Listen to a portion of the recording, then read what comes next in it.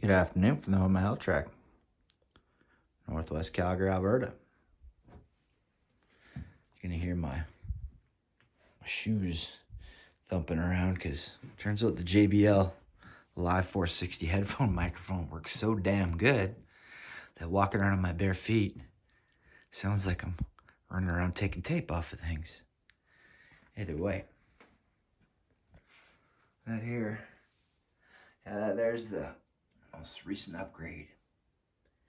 And I am well aware that there are far more expensive brand pedals out there, Billet BMX, etc. It turns out pedals can be pretty damn expensive these days. But I am a mid-school guy, as you can tell by the bikes in the back there. And I have never owned a pair of Primo Super Tenderizers. And I've always wanted a pair of them, but I've never owned a pair. And these, I'm looking on eBay, and then they're the last pair of brand new blue ones that I could find. That's it. Pretty sure.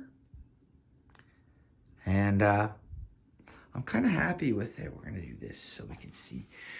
The blues aren't really fighting each other too bad on this project. See, it's doing pretty good. So I know the levers look lighter, but they're not. It's just the angle. I'm not sure if the camera can pick that up, but my eyes are very good. And when I pulled those out of the package today and put it next to the calipers, I was extremely happy because I thought the blues are going to fight each other a lot more. It's hard to color match and anodized aluminum, especially across 3 brands, right? Got an MCS seat post and Diacomp brake gear and Primo pedals. And you know, I'm very happy with how it's all turned out. Very happy indeed. It is December 31st. It's gonna be New Year's Eve this evening. Hey, look at that. My wife said, "You got a box out front for you, a big one." Huh? Oh. And wait a minute. Pantera, seriously? You're gonna put a 2-inch tire, a Schwalbe on your frickin' dyno? Are you nuts? Hear me out. Relax. Breathe.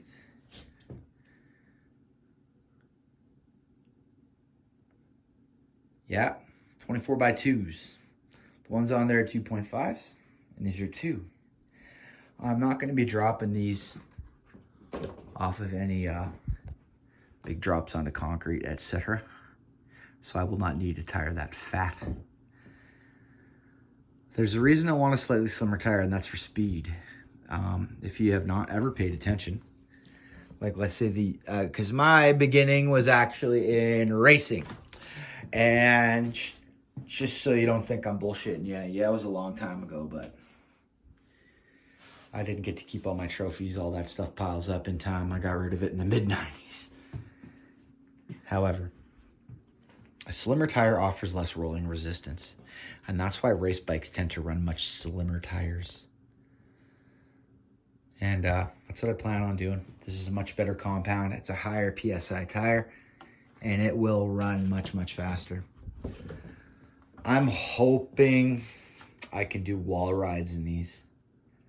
We're gonna find out, because I tried doing them in these, and I don't know if it's because it was cold out, but these things just did not want to stick to the wall.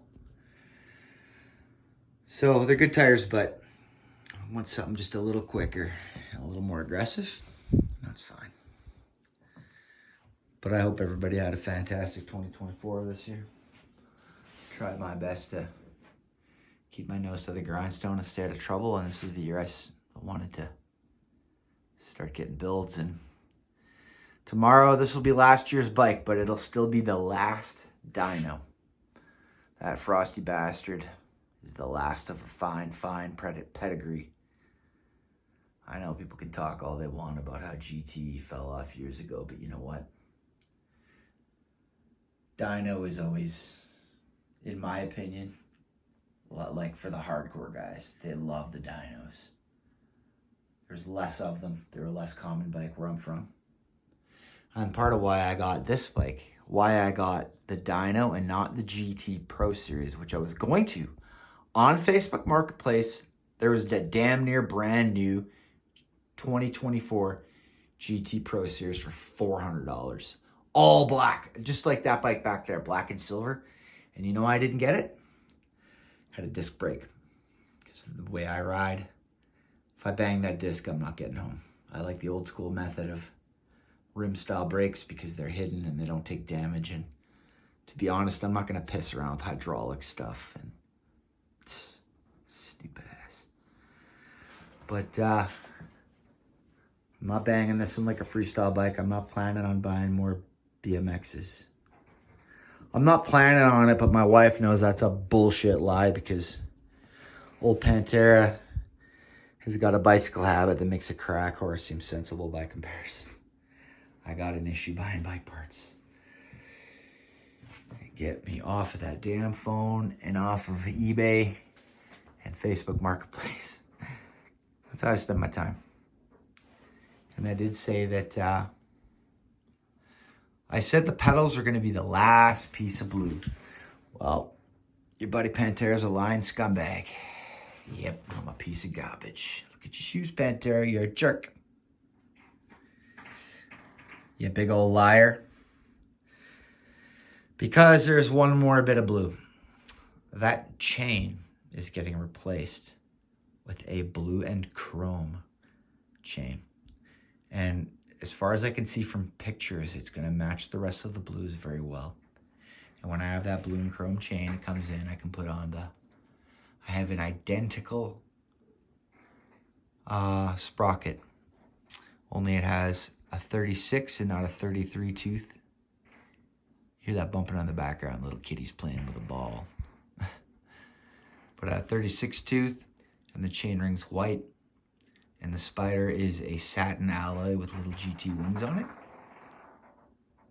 And there's that cat again. Either way. That'd be the end of my video. I got one more piece of blue coming. We're gonna see how it turns out. I think it's turning out really well. This is gonna be my best effort. In my personal opinion, the channel Rad BMX Builds, he has the Mona Lisa of Dyno 24s. His spatter dyno is so rad.